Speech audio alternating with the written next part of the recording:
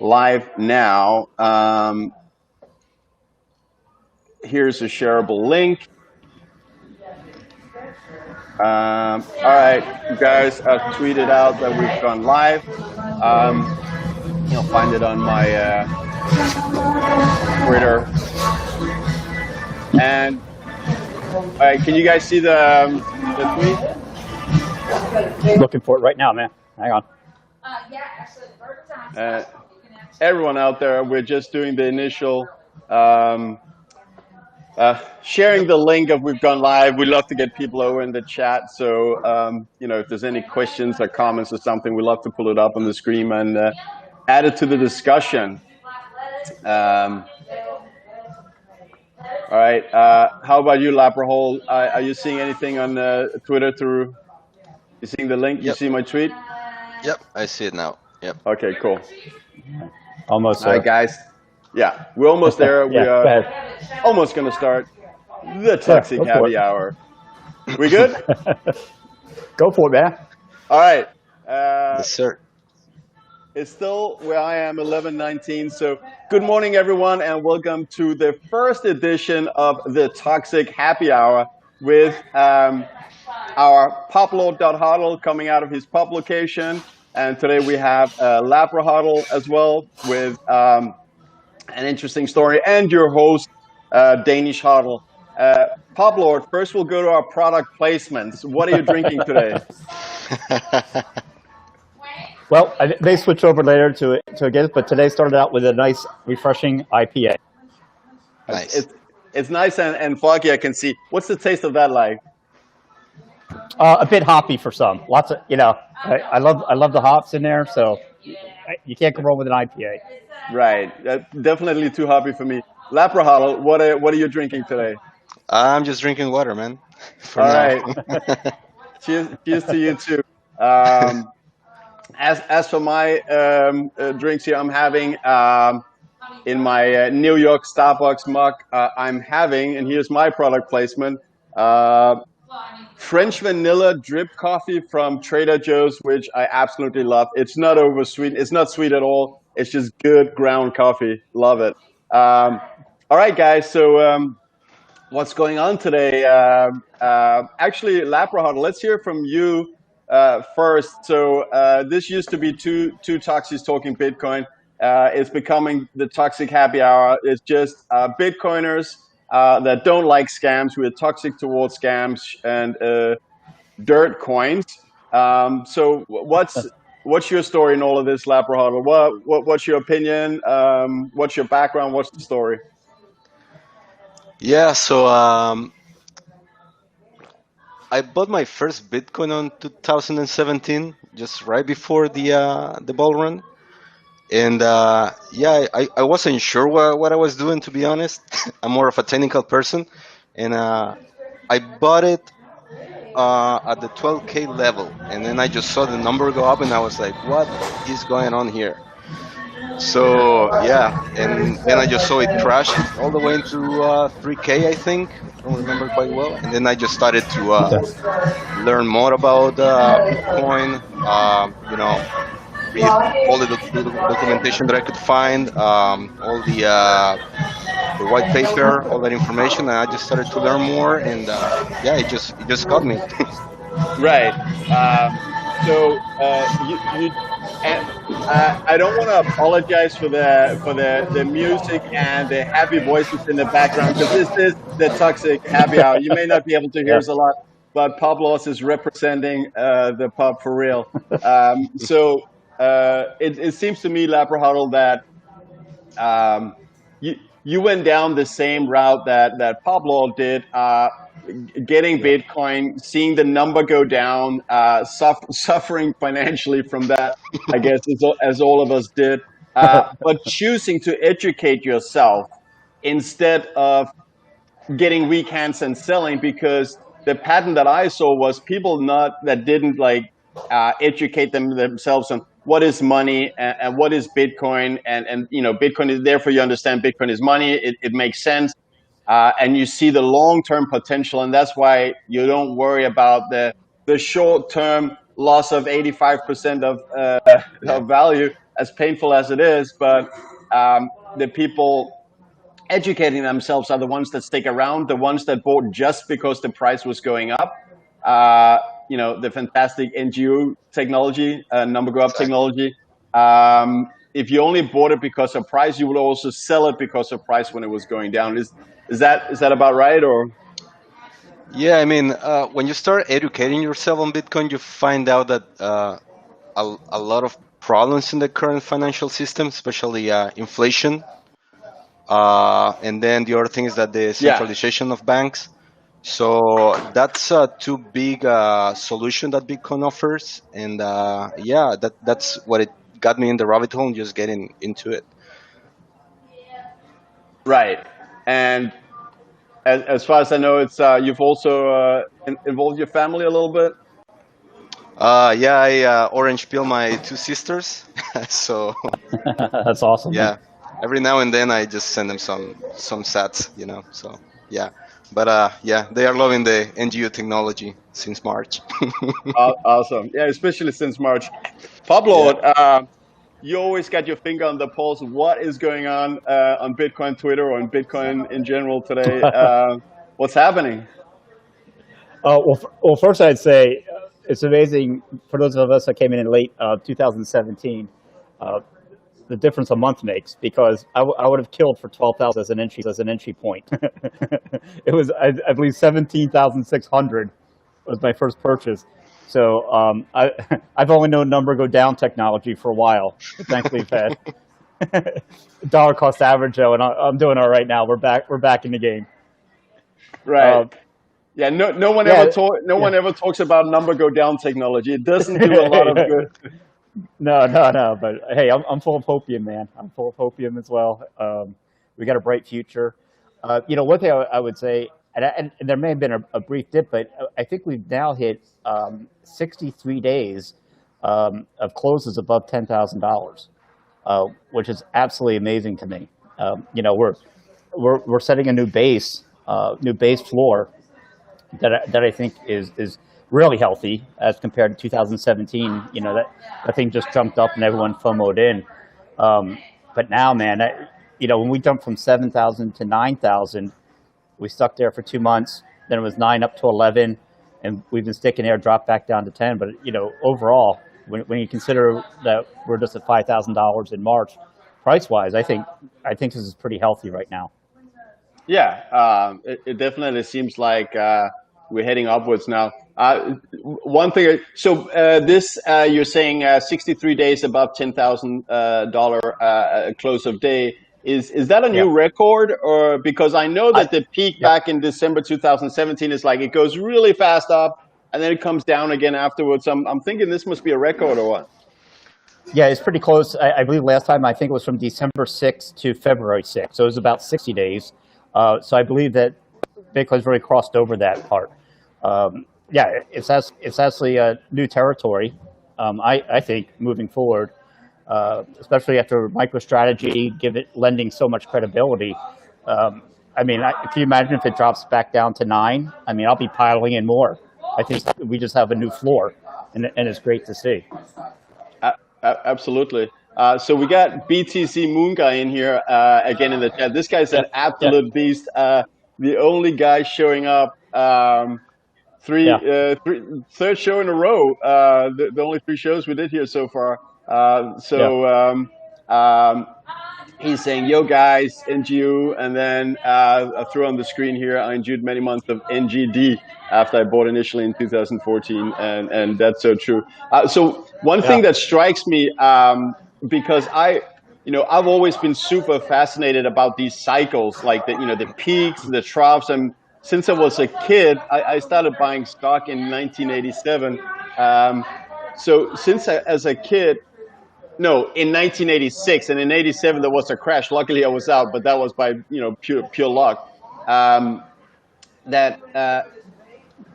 I was always thinking, if you can time this, it seems that these cycles come and go. If you can time it, on the low, buying and then sell at the top. You really got a lot to gain. Even though I will say Bitcoin is a great asset just to buy and hold, don't worry about it. It's going to do phenomenally, in my opinion. Anyway, so you don't need to time anything in Bitcoin, but I'm still doing it on the halving cycle because I find it a really nice challenge. But what I want to say is, so you're both mentioning like 12,000 buying or 17,000 buying. That was just a few days apart. I don't know if you guys remember, but when we get near the end of a bull run, the curve is so steep that it happened. I think it was in the last 16 days or 14 days. The Bitcoin did the increase from 10,000 to 20,000, so 100% increase in just approximately 2 weeks time. So if you get in 12 and 17, that's like 3 days apart or something maybe. It was insane back then. Yeah, it was really thanks. quick actually. Yeah. Thanks. Go ahead, Thanks for letting me know now. Thanks for telling me now, man. Where the hell were you in 2017? No, don't buy it, Publord. It's 17. Don't worry, it'll cool off and come back down. So a lot of that really is hindsight, and I needed to see. I didn't take no profit back then. I didn't have much profit anyway. But I didn't fully understand this 4-year halving cycle until I had seen also the number go down technology on the other side of the peak. Lapra, you were saying something. Yeah, no, I was saying that it really happens like really quick, and I had no idea what was happening at that point. So, but yeah, it was crazy, man. It was a few days crazy, and then it Yeah. crashed, and I was like devastated. What's going on here, man? I don't understand. And then I just started reading, and yeah, then I learned about the cycles, the habits, and all those things, and the supply shock and all those things. So yeah, Yeah. new So technology. yeah, that halving cycle really is that once supply is cut in half, fresh supply is cut in half every 4 years. Historically, that's always we have a great party going on in the background of Publord.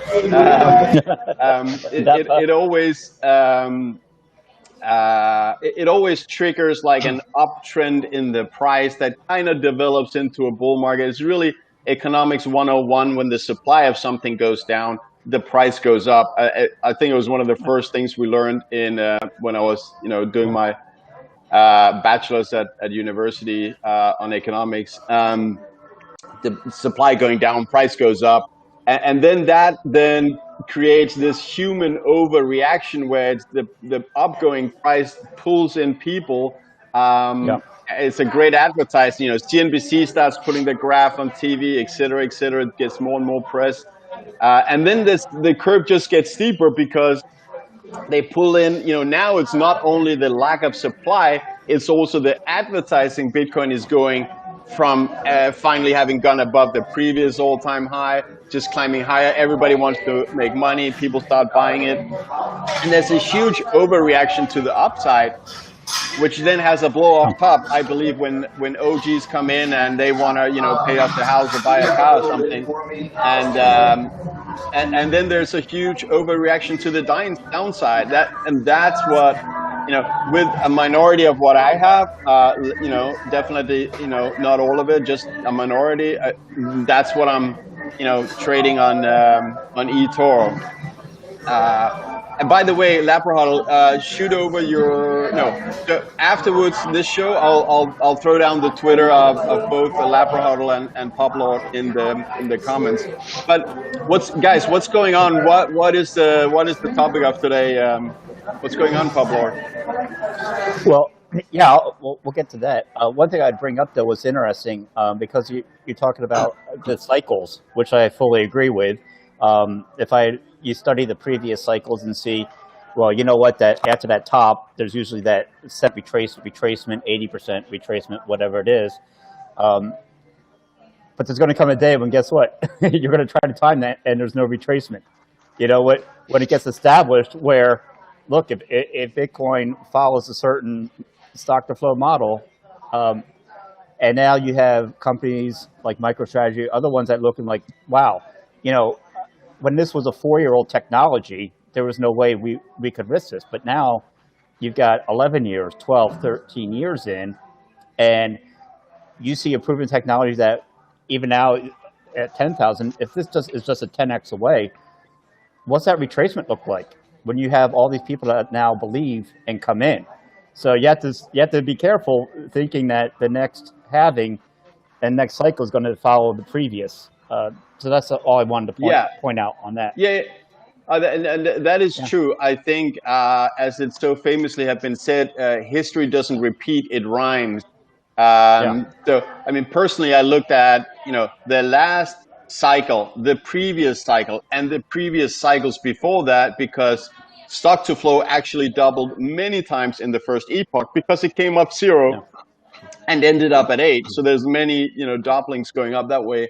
And personally, I expect that the retracement will be less than 85 next time.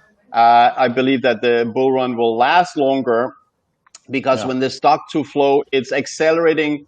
It's still going up. It's just not accelerating as fast as the previous times. So I expect Q1 2022 to be a top. And then another thing worth noting is that this uptrend, like the anticipation of the halving, each time has started earlier. I know there's not a billion times that we're basing this on, but the last one, well, we've got 2 halvings back. That uptrend from capitulation towards the halving started 12 months before. Last time it started 16 months before. So if we both have a bull run lasting longer and the uptrend starting sooner, that bear market that last time went 12 months may just be 6 or 8 months next time, and probably not drop 85%. So, I mean, personally, I could see the top going above $200,000 and the bear market following going below 100,000. But I mean, it's just anyone's guess at this stage. We don't know what's going to happen. But I like to try and play it. What do you think? Yeah, we all want. Yeah, we all want the number, above 100,000. But I think it's really hard to predict what's gonna happen. But I'm very bullish on this cycle, to be honest. So So I've spoken with a lot of people, and also Preston Pish is saying that he feels this time around it feels different. There's a different attitude.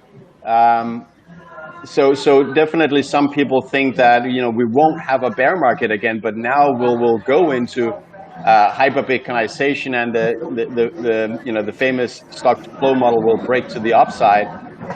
Personally, I think that we have one more cycle. I believe that if we reach above $200,000, there will be people who bought it a lot earlier that still sits on millions and millions of Bitcoin, and they will want to say pay off their mortgage or buy a car, or buy an island if they got in really early, something like that. So I think there will be another bear market, but we won't see it for a long time, and that bear market is not going to come down to where we are now. So from here on, you just want to be fully exposed, in my opinion. But what's going on in Bitcoin? What's the topics? What's happening? I see something about NFT, non-fungible tokens. Is that another DeFi scam, or what's going on? Dear God, I mean, it's like every day you wake up, it's something new. I woke up one day, I remember seeing, what the hell's a yam? I got yield farming, all kinds of crap. And all of a sudden, that's like swept under the rug. And now you've got these non-tokens, tokens.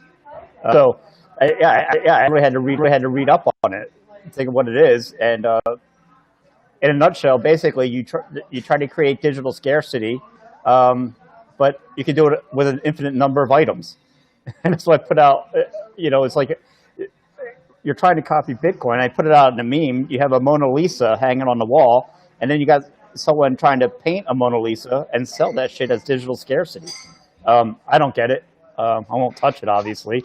But it's the latest thing I can I'll sit back and watch it crash and burn, and yeah, try to Right. warn others again.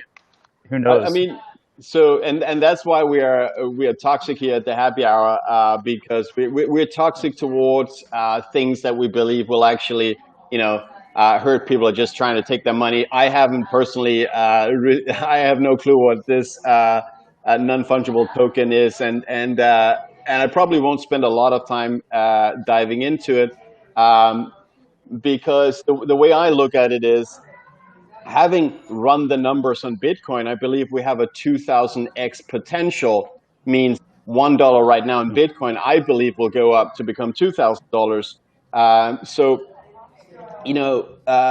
I feel quite confident about that, and looking to get more than a 2000x return, which is something we haven't seen the chance of for like millennia. Um, Yeah. is a little bit greedy, and no need to take a risk, because anything else than Bitcoin, I start seeing a lot of risk associated. Personally, I feel that Bitcoin really is one of the most conservative and safe investments you can do. Again, that is not financial advice. That is just my personal opinion. Yeah, Um, you just need to buy and hodl, man. That's it. You don't have to do Yeah. anything else. Just buy and right. hodl. Hey, Exactly. so yeah, so basically, I think the best way to describe it is we now have ETH 2.0 or 2.0, and now what I would call NFT is CryptoKitty 2.0, and Right. people have just short memories in this space. It's absolutely amazing to me. But yeah, is Yeah. next generation CryptoKitty. That was all the It. rage for what, 1 month, 2 months. Yeah. Yeah. Yeah, It's really. To me, DeFi is the ICO of 2020, 2021, while we saw yeah, ICOs in 2016 and 2017, and most people lost their money, and there was no real value there. And to me, DeFi sounds the same. But again, I'm good with 2000x. I don't know about you guys, but it's fine with me. But so there's another thing that went on. IMF put out a great explainer video of why inflation is yeah. such a good thing. Lapra.hodl, your take. Did you see the video? I saw the video, man. I Yeah. was like, what's going on here? Yeah, Low and stable inflation. That's why they are promoting there, man. That's ridiculous. yeah, I mean, they are stealing your time. I mean, when you work, you are putting actually your time uh, for some money, and these people is just taking that away when they just keep printing money. So yeah, yeah. I was really mad at that video. It was just misleading. Uh, yeah, it's a joke. This girl standing laughing, and hey, it's good for you that the prices go up and that your money Yeah. becomes worth less. But Yeah. Yeah. before I dive into it, Pablo, what's your opinion on this cute little explainer video with a smiley girl saying your money's going to be worth less? Yeah. Is that a good idea? Yeah, so a little bit later, I'm going to put out just a new meme on the video about what it actually is saying. Um, but to break it down, basically, oh, she says you go to a store in New York, and this chair's $100, and next year it's $110.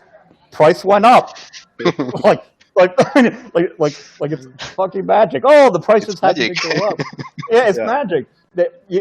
And this goes back, because we love the guys over at, what the fuck happened in 1971.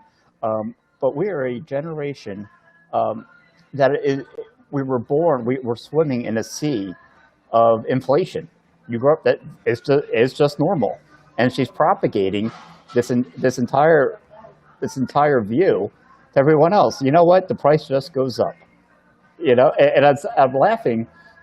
It's because so many people that don't even take the time or just to read or educate themselves, they see this stuff from the IMF and say, "Oh yeah, yeah, that's true. The price just goes up," with no other thought about it, because this is normal life, right? right. Yeah. So to me, this that inflation is a good idea is probably one of the biggest and most destructive scams since central banking was introduced. In US, the Fed was introduced in 1913. And what what I think a lot of people fail to see is that, wait, it's not like, try and think intuitively. Is it a good idea that your money is worth less next year? Of course, it's not a good idea. So if you are to accept an explanation for why you should be poorer next year, it has to be good, and you really have to understand it. And saying that we need uh, money to lose value to stimulate the economy, printing more, diluting the value to keep people in jobs, is really just a scam. If you look at the best period in United States economic history, from 1873 to 1892, there was a 20-year period where the productivity growth was the highest ever in United States. And that's why we were on sound money. Gold was the money. People had jobs. We don't need to ruin our money to keep people in jobs. The reason we're ruining money, or they are ruining money, is so that they don't have to ask permission through taxes to go to war or spend other money, political promises. You can make them happen by just printing money and stealing from your back pocket and then giving you something up front. But and you can finance to go to war without asking permission, because you just print some money to do it, and we'll take that. You will be paying by your money being diluted. Well, currency, because money can store value, so it's really just fiat currency. But it's that's just a scam and a way to get access to spend money you don't have from the central authorities side, in my opinion. Yeah. What Yeah, all let the me what do you debt jump. that guys think? gets created there. Yeah.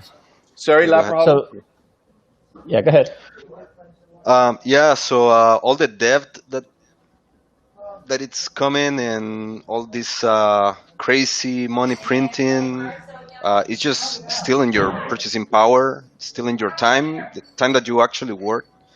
They're just taking that away from you and make you a slave, man. That's right. So It's let me make a note about the war stuff, because this is pretty interesting to me. Not that it's a bipartisan issue or anything, but most agree. Man, war isn't really healthy for any any country or economy or anything else. It wasn't until we had a Federal Reserve. Okay, Federal Reserve founded in 1913. You think it's coincidence that we had a World War in 1917, the first time? It was that expanded credit to pay off later that paid for all of these world wars, everything. Um, Not a lot of people know their history, but in U.S. history, we have what was called the Louisiana Purchase, and basically half our country, after the colonial eastern states, we expanded out past the Mississippi, well past, because guess what? France had to pay off war debt.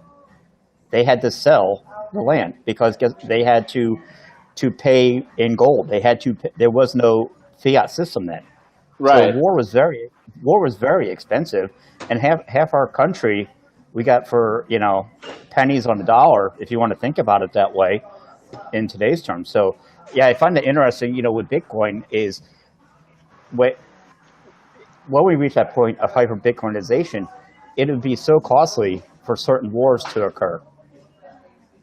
Yeah, yeah. So that's the reason that a lot of people, including myself, say that the world will be a more peaceful place and we'll have less Yeah. wars when we are using Bitcoin as money instead of fiat currency, because no longer can a government decide that we're going to print a lot of money and go to war without asking you the permission, dear citizens.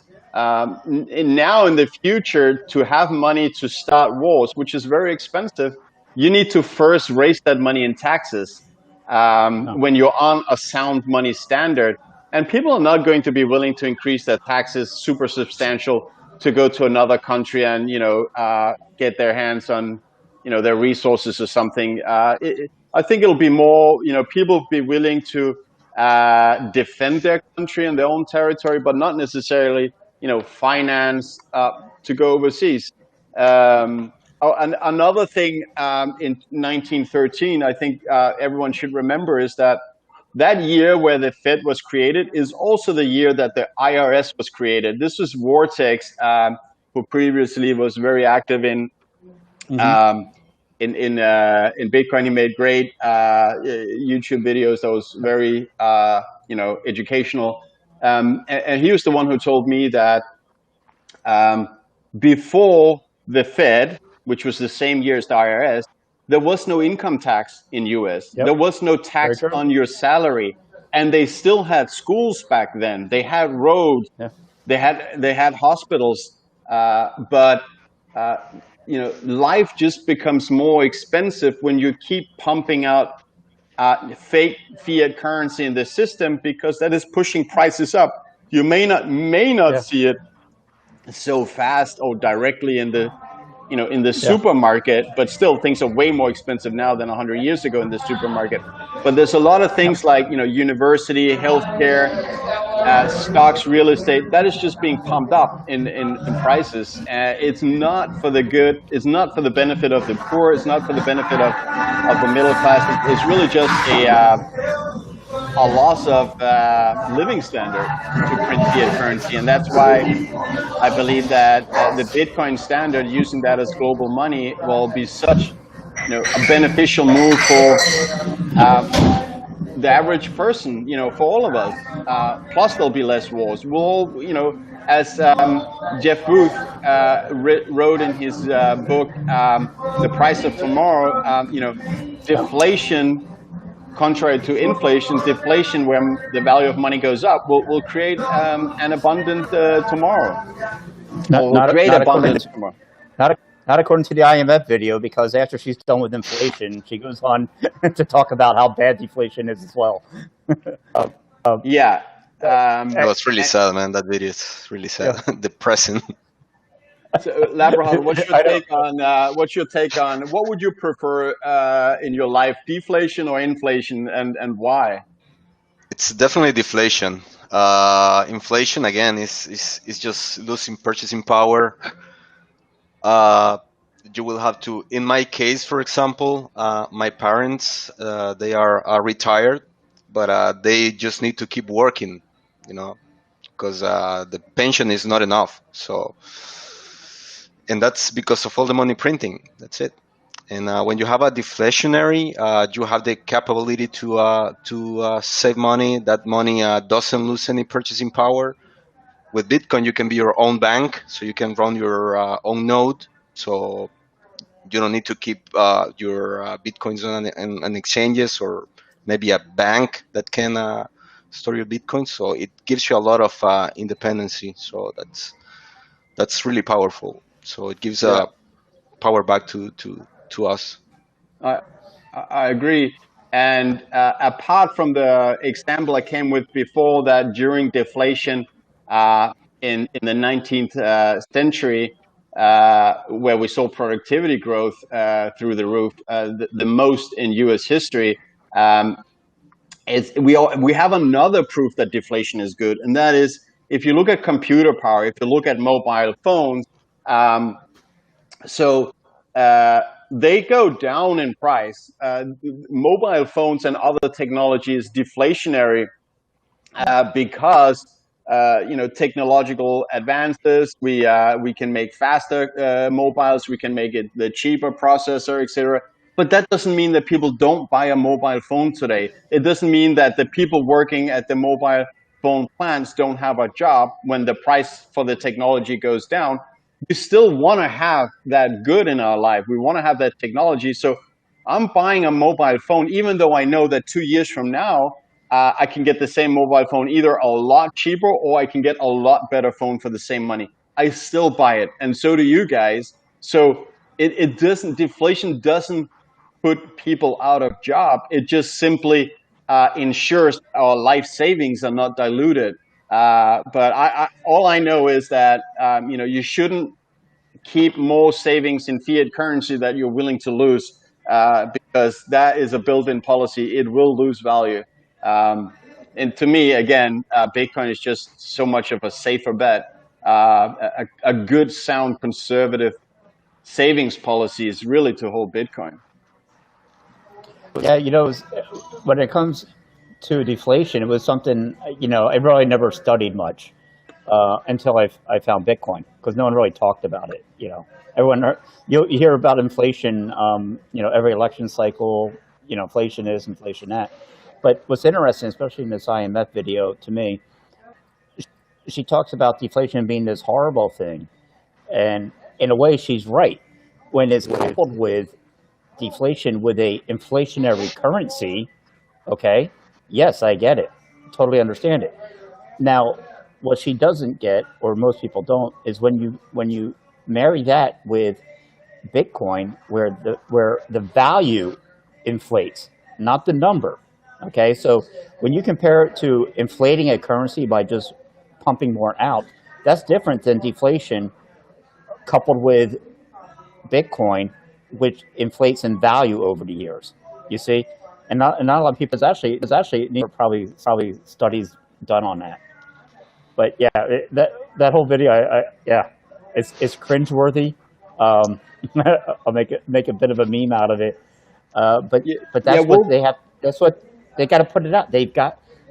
They're stuck between a rock and a hard place. The central banks are. They've got to put stuff like that out to sell their bullshit to the people. yeah. Um, it's yeah, totally.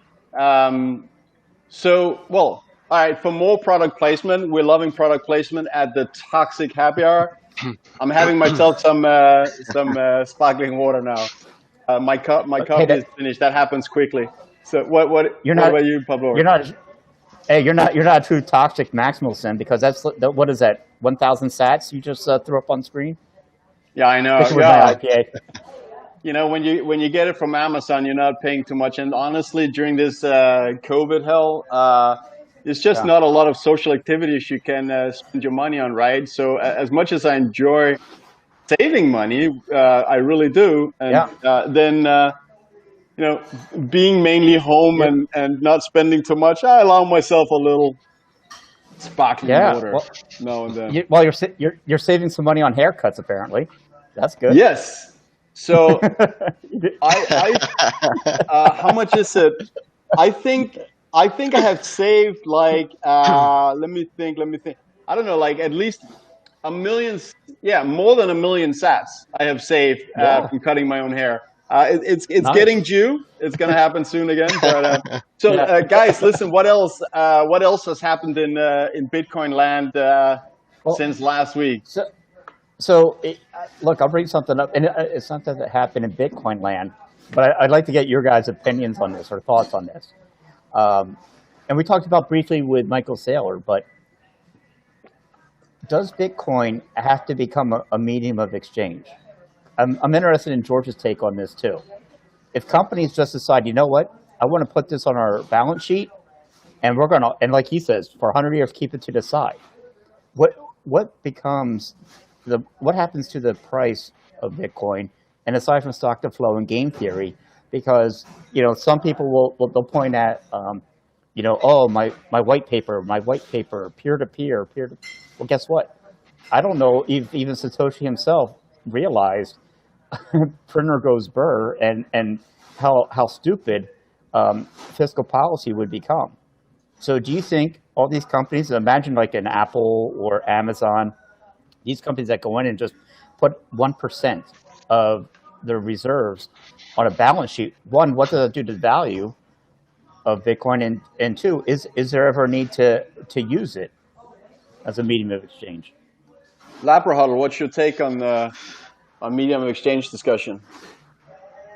Well, that's a difficult topic, mainly because of Bitcoin is only 10 years, but I've seen cases that Bitcoin actually works as a medium of exchange. Uh, Also works Yeah, as a store of value.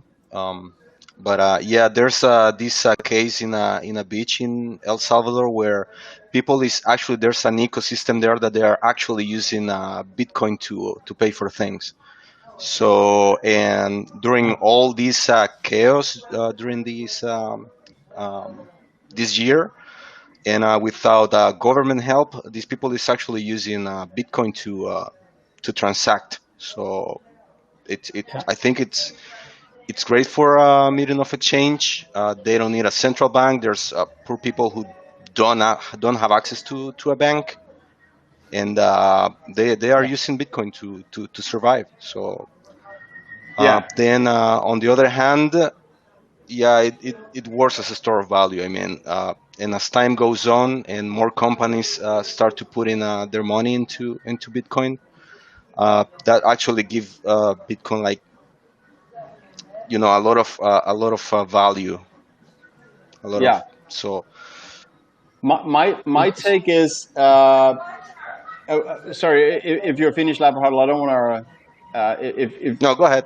Okay, so my take is that Bitcoin doesn't need to become a medium exchange to take over as world reserve currency, but I believe it will, Yeah. because when Bitcoin becomes the main store of value, if I am to sell something, I don't want to accept anything else. And now the question, of course, becomes,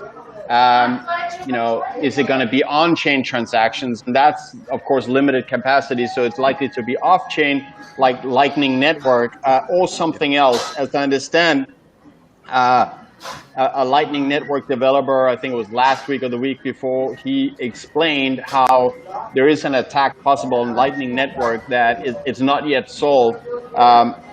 So it'd be interesting to see what happens there, in terms of, does that get resolved so we can rely on Lightning Network as a safe way of having money in our wallet. The way I look at Lightning Network is like, it's the wallet you have in your pocket. You don't have your life savings in it.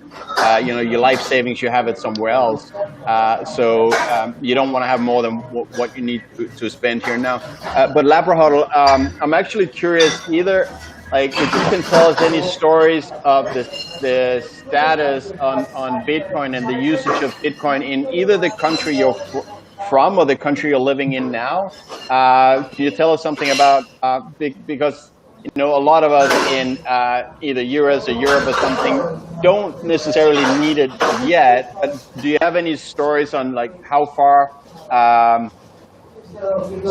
Bitcoin is in either where you're from or where you're living now? Yeah. So one of the advantages that I find is the way to transact with people from other countries. Send Bitcoin in basically in 10 minutes when the block is put on the blockchain.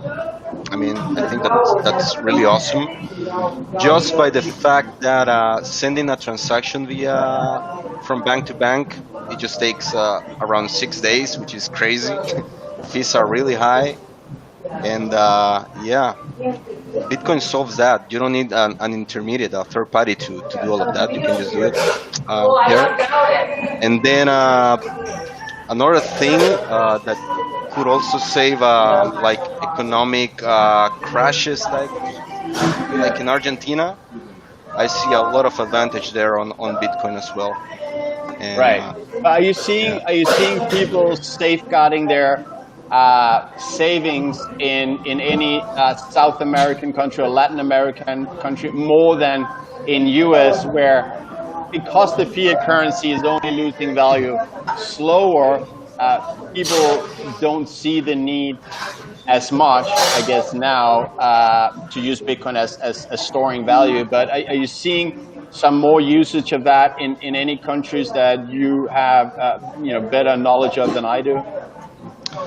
Yeah, just to give you an example, or in my case, for instance, when I bought my first Bitcoin on 2017, I think the peso for a dollar was for about 28 or something. As of now, I think it's like a 42 pesos for $1. So it's so I think that And yeah, even what what even yeah. what we have to remember at the same time is that the dollar has lost value.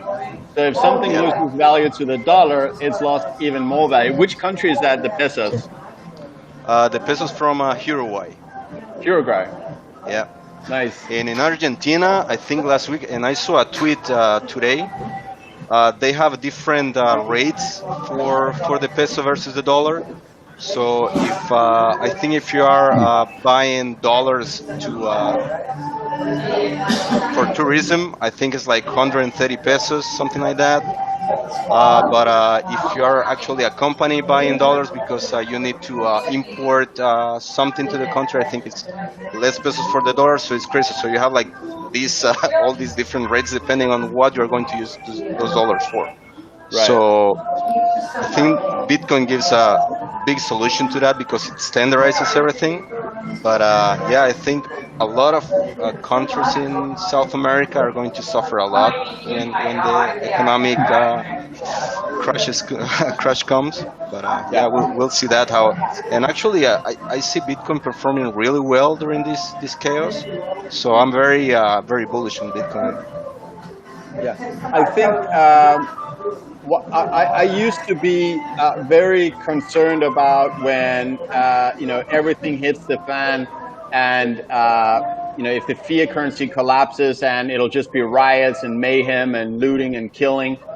But someone on Swan Signal, I can't believe if it was Jeff Booth or maybe Seyfedin Ammous, who mentioned that, or was it Lynn Alden, that because the Bitcoin already is there, there already is an alternative. So we don't necessarily have to go through civil wars across or other wars across the world to come to the new good standard, because it's already there. So people already now, can start escaping to Bitcoin, instead of the falling and collapsing fiat currency systems. So we may not need to go through hell to get to Bitcoin standard, because it's already there as a solution. Yeah, it's a peaceful way to opt out of this system. So yeah, Yeah. I agree with BTC Moon guy there. Yeah, Bitcoin is peaceful, so Yeah, you only have to opt out, man. That's it. that's right. What about you, Pablo? What's your take? Yeah, you think about the transition, and yeah, fully agree. With Lava.hodl, as a medium of exchange, yes, obviously it works. What I think you may see though are companies and corporations and nation states eventually just hoarding it, just buying it and knowing it's better than anything they can put out there, which is just going to drive the price way up. And I'm not sure. I would say, exchange now, exchange, it doesn't make any sense. I'm in the U.S., obviously, but for me, just to buy Bitcoin to send it somewhere and pay for something, and then guess what? Oh, thank goodness for the IRS, I got a taxable event on all my sheets now. So for now, I got years. I'm just holding this stuff. Just buy and hold. But when it comes to the transition, the issue is going to be, how do you go from fiat to a small percentage? And I would put, a number of people that actually know Bitcoin, understand it in the U.S. is less than 1%. When this system goes down, and you're talking about supply chains, how do you pay people? How do you pay truckers that are going to move food from the farmland into the cities? How do you transition this when people have absolutely no idea what Bitcoin is? They don't know what a wallet is. They don't understand the value proposition. It could get a little scary, to be quite honest. I think with each this halving cycle and these major bull runs, awareness and understanding of Bitcoin grows, and I totally Yeah. understand that it's not every single person that comes into Bitcoin that immediately understands that, oh, this is sound money. It's good for the world. It's good for people. It doesn't dilute your value like fiat currency. I know that a lot of people, they come in to make a quick buck, and Yeah. there's still people buying Bitcoin to make more fiat currency instead of understanding that you buy Bitcoin because it's replacing fiat currency. So you don't want to stand, you make $1 million, it's not going to do you any good at the end of the day if that's just going to go to zero. You want to hold what will have value in the future. So I think that'll be a will go to these truck drivers driving food into the cities. They will be accepting Bitcoin payments. Bitcoin will be the salary. Bitcoin will be any monetary action in a new world, which I believe is definitely by the end of this decade. Probably more likely sometime mid or slightly after mid of this decade. So yeah. So what else should we talk about on the toxic happy hour? Anything else going on? Any stories you guys want to share? I'll share a quick one. I found out, I should have asked him earlier, one of the guys in my office, he's one of the techie guys in there. He works in a whole different section. And I don't know, I had a thought about 2 months ago, like, wait a second, I can't be the only one that knows about Bitcoin, understands it. And so today I had to go back, I had to get refurbished. And I dropped it off to him. I said, look, man, I know this is going to sound crazy, but you're pretty smart with all the computers and tech side of things. What do you know about Bitcoin? Dude, his eyes like just lit up because no one has probably talked to him about Bitcoin. He was like me, man, to start for Bitcoin conversation.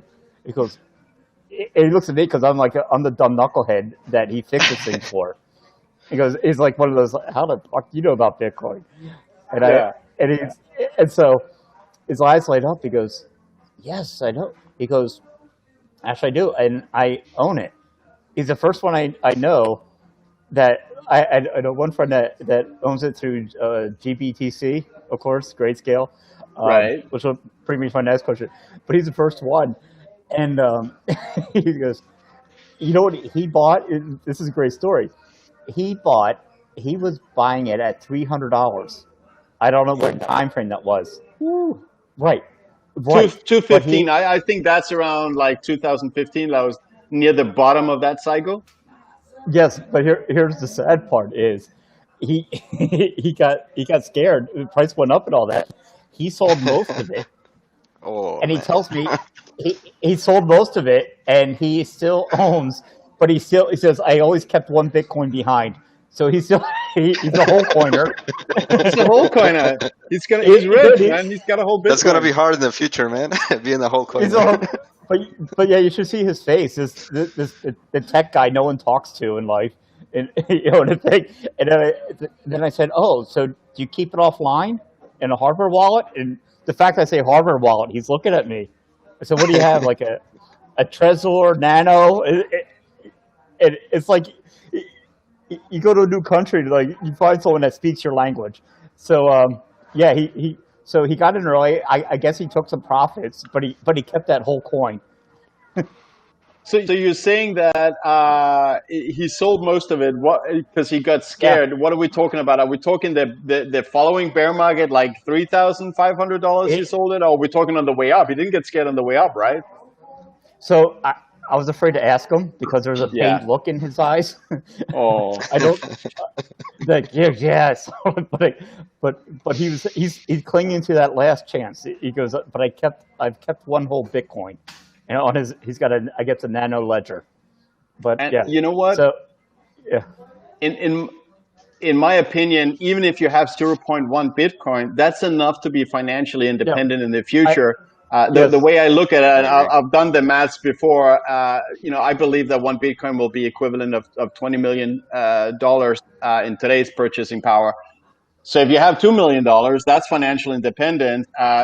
Maybe as long as you choose not to live in one of the most expensive cities in the world, I think you'll be just fine in like 99% of the world if you have $2 million or equivalent of that. If you got a whole Bitcoin, that's generational wealth right there.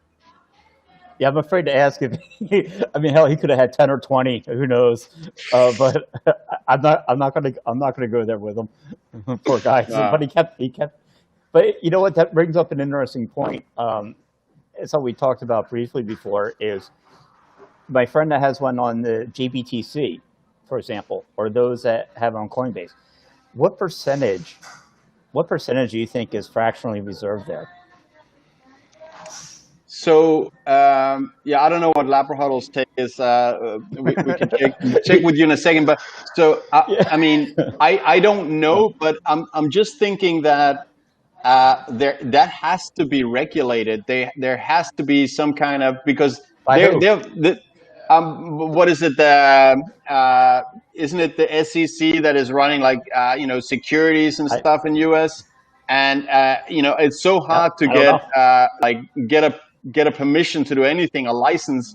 So I'm thinking that for them to be allowed to run uh, a Bitcoin fund, which essentially it is, I understand, like where one share today is equivalent of 1,000th of a Bitcoin. I'm thinking that if they have a license, there must be, someone checking up on their holdings, but I don't know. So, I mean, it's interesting. It'd be fun to hear from anyone who, can either verify or disverify that. Lapra, what's your take? Yeah, I don't know, man. That's really hard to tell. I just when I buy my Bitcoin, I just put them on my hardware wallet. Yes. I don't want to give my to, get my I mean just buy it, take it out of the exchange or whatever you buy those bitcoins, because you don't know what's gonna happen. I mean, a Yep. hack was done when was this weekend, right? On one of the exchanges, Yeah. KuCoin and or something. I don't know if it was last week or this weekend but recently, yeah. yeah, and well, if there's another bull run, we're gonna have exchanges collapsing as well. And I don't Yeah. want to be in a position where my bitcoins are in an exchange. I cannot withdraw them. So. Right. That would be glorious because, and that's what I see, is what next major company says we're going in this much on Bitcoin, and of course the great thing about the corporations and companies is they're going to self custody. They're not leaving any of that stuff on an exchange. They're going to control it. They'll find their own multi-sig way of doing it. But when, like you talk about, if and when it matches stock to flow or it matches whatever and it hits 100,000, how many people will be trying to pull it from those exchanges? How many? You know, and if they don't have it, man, there's going to be some not It's only gonna be a broke problem. people, but it's going to be a huge problem. So Yeah. there's was a coin floor, I believe from UK is the only one I have found so far. They actually do an audit. It is pretty cool. They publish an audit of all the Bitcoin they own, but I haven't What's the seen name any of of it? that from. I believe it's Coinflow? Coin Floor, yeah, and they're based out of the UK. So if you look up CoinFloor, if you go to their website, they actually do have they do a Bitcoin audit. I've seen nothing from your Coinbase or Kraken or Gemini. I don't know what they're doing, but yeah, I mean, hey, as they say, caveat emptor, buyer beware on this Yeah. stuff as you get into Bitcoin. But you still want to warn people. Hey, exchanges can still crash. Oh yeah, I mean, they can be hacked. They can be hacked externally. They can be hacked internally. Um, uh, but there's something to be said for. I think. I mean, personally, I totally. I am with the camp of self custody 100%. But there's something Yeah, to be said for. I don't think it's every single person in this world that will be able to self custody their Bitcoin no, without throwing it away one way or the other, right? So maybe there's a balance there. yeah, Maybe you should have half there, half yourself, or even more of it yourself, or uh, right. but there is some level uh, of value that it creates, that someone can hold it for you, don't lose it, but it comes with that risk of the exchange being A lot hacked of and trust. losing it. So it's there's no easy totally easy obvious solution. Each person's got to do their own sort of homework and find out if they can take care of their private keys themselves, or if they want to combine. Um, got Oh, what is? Oh, hey, I'm sorry. oh, that's I hey, forgot just to put my phone on yeah. silent when we went live. That's done No, now. George, just so you know, he has 6.15. That was one of his BTBs, Colin. I wish I had 6.15. Come on, Wouldn't man. that be great? Wouldn't that be great? Yeah, A whole nother 6.15, man. world of That's a number. options. Sorry? That's a magic number. That's a magic 6.15. number, man. Yeah. It was American Hodl that invented that, wasn't it? Yeah, Oh, that's a yeah. it's a great meme, isn't it? Yeah. Yeah. It's a fun meme. Uh, Yeah. so what else is going on in the Bitcoin world that we should touch upon here in the toxic happy hour? By the way, a small advertisement. So tonight I'm going live here again on the same channel with Oh yeah. Stony. Um, um, Stony Bitcoin. What is the Stony Bitson or Stony Top Roller? Greenstone. Yeah. Top Roller? Stony. Top Roller. Yeah, sorry, Top Top Yeah, Roller. roller. Top Yeah. Roller. Yeah, yeah. Sorry, Top I hope I Roller. can He's make it. hardcore, man. Yeah. Hey, He's look, hardcore. Top Roller, dude. Sorry. Hey, hey, Top Roller. He's like he says, he's hardcore. He's if you're walking down a back alley at night, you want him by your side. Awesome. Yeah, I'm Yeah, sorry for mixing things up a little bit. This is the yeah, first of four toxic happy hours so far scheduled this week. I mean, I've just been having so, so much fun with you, Publord, last week, yeah. and again today. That I just want to do as much of this toxic happy hour as possible, talking Bitcoin, sharing our points of view, which I feel can be useful for to hear what other people think, and there's points of views that people can find useful to listen into. Um, I'm just having fun doing it. So Top Roller tonight, I believe it's. I think we're doing 5:30 p.m. Pacific Standard Time. Top Roller and I, and you'll see Publord if you can make it or not. Yeah, I'll see. I have some other plans this evening as well, and that's always tougher. And I usually have an early night anyway because I usually wake up about 4 in the morning to get my day started. I Um, know. I mean, so yeah, I know it's very late for you because, you're probably the guy that um, wakes up the earliest and go the earliest to bed of anyone I know. I really respect that. It What do you takes a do, lot man? of it's a lot hey, of discipline. it's my 9 to 3. My usual schedule is 9 to 3, 9 p.m. up at 3. Sometimes I sleep until 4. Seems to Right, work so out. 6 hours of sleep. I don't know. I do like my 8 hours. I must say. I don't know. For some reason, that's in my mind. That's what I need. Uh, I used to get 8. I used to get 8, and then I found Bitcoin Twitter, and now it's down to 6.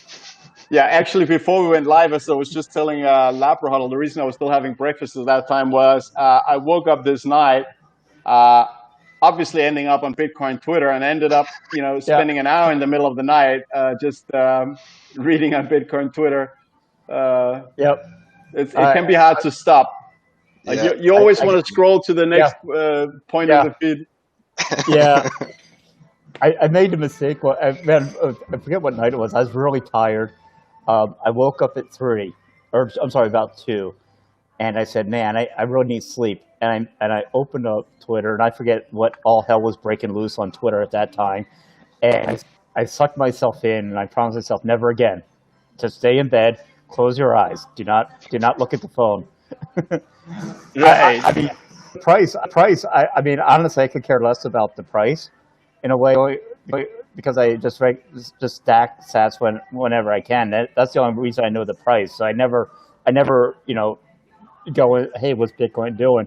But yeah, once you get into Bitcoin Twitter, man, just sucks you right in. You're Man, you're stuck there those for an first hour. day when you buy Bitcoin and you're just watching the price the whole day, you can Yeah, sleep because you're watching. I I honestly, I don't even look at the price anymore. And the only reason I would Yeah, I know don't. about it is because I'm holding so long. Um, the only reason I know is because it's there when you have to purchase it. That's it. That's the only reason I Right. know it. Yeah, Right. All right, guys. Maybe we should Yeah. call the happy hour to an ending. And again, of Great course, job. happy hour is a state of mind. No one needs to be intoxicated, but we do support Publord 100%. We're behind you. But happy hour is a state of mind, and toxic happy hour is when we're full maximalist, toxic Bitcoiners, not liking scams whatsoever. So in the show notes here on YouTube, I will link to both of you guys' Twitter accounts, and also throw in the link to that IMF video explaining why it's such a great idea for you that your money loses value, that your currency loses value. And but let's take a final round. Lapra.hodl, tell us if there's anything you want to say about where people can find you, and if you have any final words. Yeah, you can find me on Twitter at Labra.hodl. Yeah, just keep stacking sats. That's it. And hodl. That's right. Keep the strong hands. That's right. That's it. Publord, the IPA, the IPA, still good, nice hoppy taste. And what else is? Any final words? No, I think it's fantastic for you to put this show together. It's interesting. The first time, while we talked about, hey, our conversations just over the phone were so fun. We should just do it as video and just post it as a laugh. But I remember the first time when you put it on Twitter about doing this, man, my my DMs were blowing up with people. Yeah, man, I want to have a beer and talk Bitcoin. And it touches a nerve. And what's great is it's just a bunch of plebs, man, or plebes, however you want to pronounce it. It's just regular people that can talk about it. Look, I don't have the technical skills. I'm not going to go down some of those rabbit holes, but I think overarching, I like the fact that I can reach out within a year now of talking to you from Denmark and talking to my friend from his undisclosed location. But yeah, what's great is, man, and I told this to, I think it was Daniel Prince. Daniel Prince has a great podcast. If you go, he's at Princey 1976, great podcast. In UK, and we were talking, and George and I said, imagine a world you had all these little pieces of iron around the world, and Bitcoin's this magnet that just drew everyone together. And I really believe that.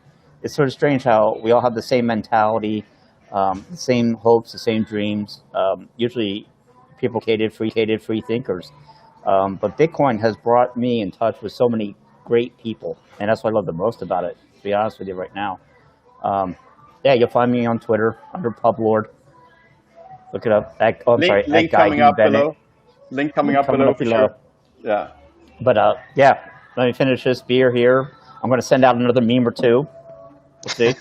Yes, please. We need that every day. Great appreciation for your solid meme work, Publord, and we are looking forward to every single one of them. So a little story. I'm part of this. I'm in a Telegram group called Nordic Bitcoin Citadel. And I know you just started making your memes like, what, 4 weeks ago? You downloaded this meme generator and you start cranking them out. And the funny thing was, so in this Telegram group, all of a sudden, like 2 of your memes were posted there, and like people were having fun with it. And I was like, hey, man, that's from my man, Publord. That's funny. So, all right, on a little more product placement that we're doing proudly here. It's a little bit here. Some swag I got sent from eToro. I love this Bitcoin pin. I'm gonna wear it on, I think, most shirts that I wear around. That's when there's still so few Bitcoiners. So when you bump into each other, it's nice to have that conversation, as you were talking about, Publord, that you meet people around the world. Once you're into Bitcoin and you kind of start to get the same point of view on money and sound money and fiat currency scams, then you have a connection on a quite important level that is just interesting. So You guys hang out in the green room. I'll take us offline. Hang out in the green room, guys. And on Yep. to everyone else, thank you very much for joining the Toxic Happy Hour. And keep stacking sets. Keep Bye. stacking sats and keep your Bitcoin out of the exchanges. Ciao, Bella.